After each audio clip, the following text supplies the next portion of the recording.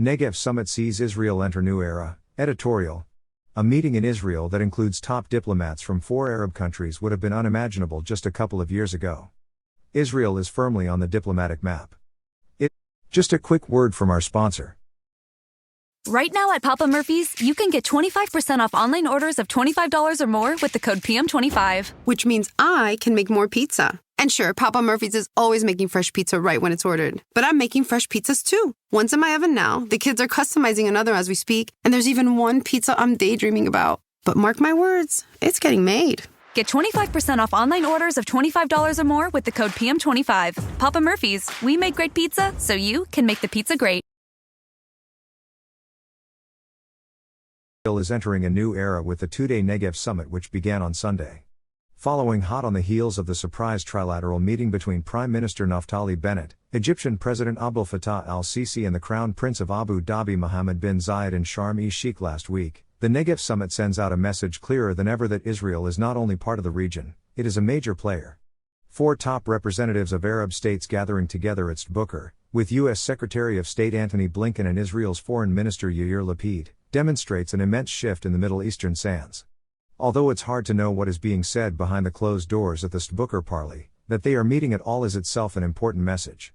The venue is also significant, although it is definitely not as symbolic as Jerusalem would have been. It is nonetheless where Israel's first Prime Minister David Ben-Gurion is buried and a link to Israel's creation as a state. David Ben-Gurion takes former Canadian Premier Lester B. Pearson for a walk around Sde-Boker on December 5, 1968.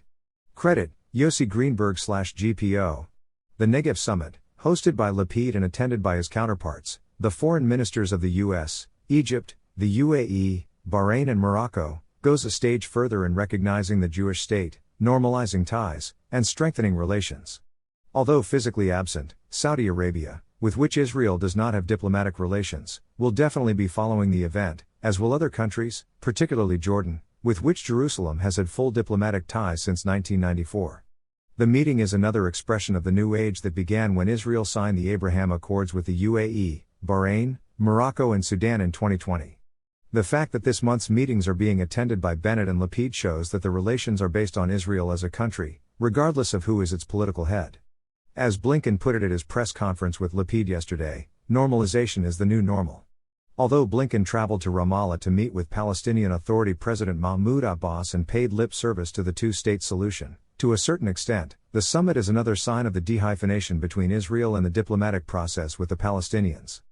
There are more pressing concerns in the region than the Palestinian issue. Europe and the US might be slow in recognizing or acknowledging this, but countries in the Middle East are well aware of it. Chief among the current concerns is Iran and the likelihood that a new nuclear deal with it, reviving the 2015 JCPOA, is imminent. The new deal along the old guidelines presents an even worse threat to Israel and the Gulf states. It is not by chance that Bennett on Saturday tweeted a message to Riyadh saying, "The State of Israel expresses its sorrow to the Kingdom of Saudi Arabia after the horrific attack by the Iranian-backed Houthis," adding that it is further proof that Iran's regional aggression knows no bounds, and saying it reinforces the concern about Iran's Islamic Revolutionary Guard Corps being removed from the U.S. Foreign Terrorist Organization list. While Blinken reiterated America's ironclad commitment to Israel and said the U.S. would not let Iran acquire a nuclear weapon, none of the countries being directly threatened by Tehran feel confident of America's stand against a strengthened Shiite Islamic Republic. This week's meeting demonstrates the regional realignment in which the Jewish state and the Sunni Muslim states are creating an unofficial bloc to deal with these and other common issues. Russia's invasion of Ukraine is also very much on the agenda, as its impact is also being felt in this region. Both the energy crisis and the expected shortages of wheat and other commodities are of immediate concern. Here, too, relations with the U.S. and the Gulf have been strained. Part of the realignment we are witnessing is Israel taking center stage by providing the bridge between the U.S. and the Arab countries, a role reversal to what we have seen in the past. A meeting in Israel that includes top diplomats from 4 Arab countries would have been unimaginable just a couple of years ago. Israel is firmly on the diplomatic map.